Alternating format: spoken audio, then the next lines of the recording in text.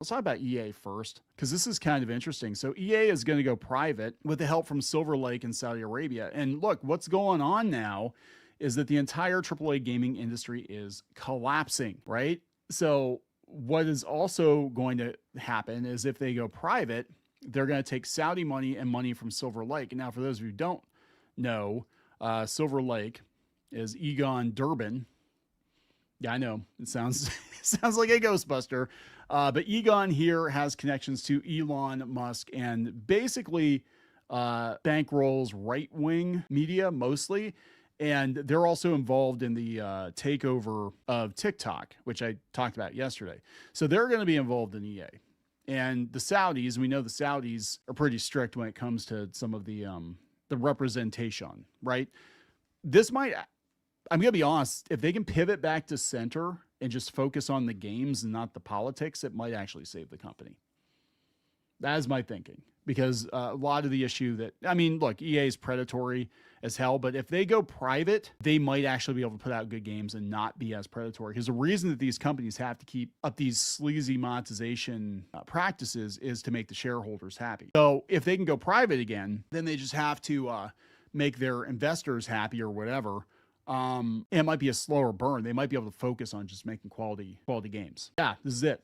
Saudi money's as anti-DEI as it gets. That's exactly it. So I think we're going to see a massive change. I think a lot of these companies, my personal opinion, having watched this for years, is there's a direct correlation between these companies, these properties getting purchased by a publicly traded corporation, and the decline in the product, because you always have to make the shareholders happy. The quality of the product itself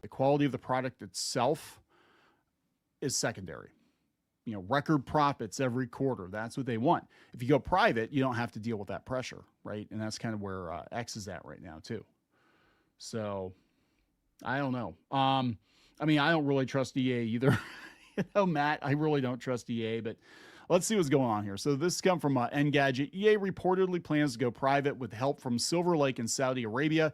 The $50 billion buyout will be the largest in history, according to the Wall Street Journal. $50 billion for EA.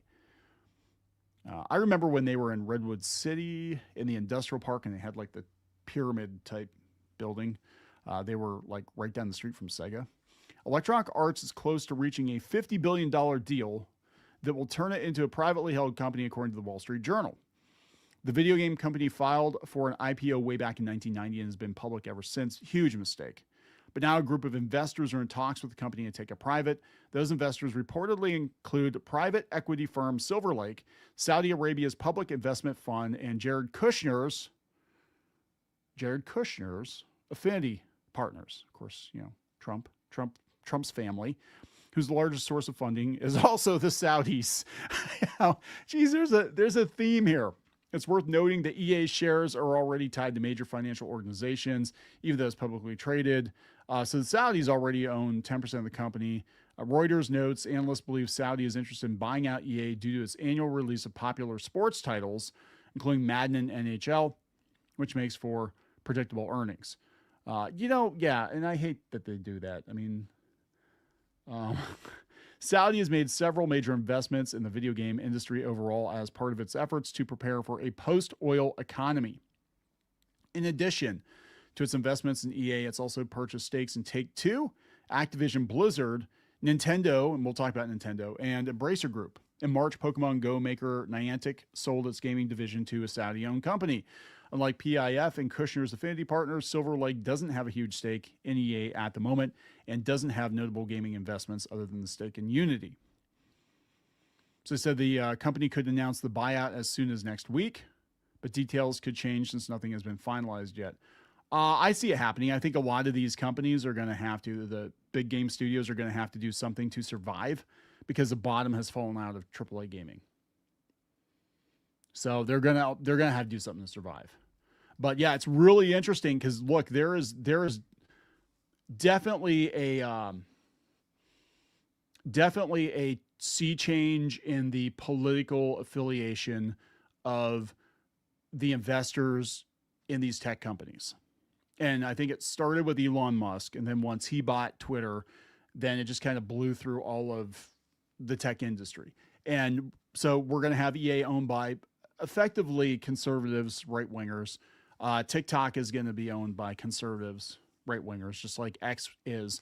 And that does mean probably the end of DEI. Now, I guess the upside connected to the other story is if we do have more conservative voices in gaming, maybe they can talk some sense into the boomers in government and be like, look, these games aren't evil, you know, or they might pull Paramount and like have a state designated person oversee the games to make sure that they don't have any overt DEI stuff in it. But things are definitely changing.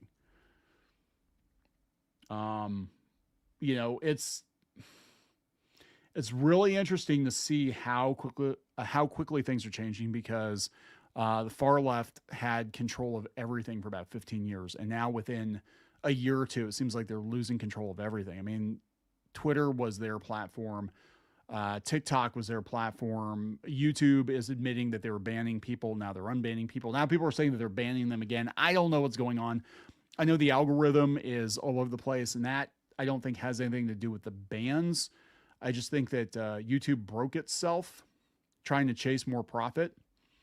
That's my personal opinion. But we'll see. We'll see what's going on. Is secondary. You know, record profits every quarter. That's what they want. If you go private, you don't have to deal with that pressure, right?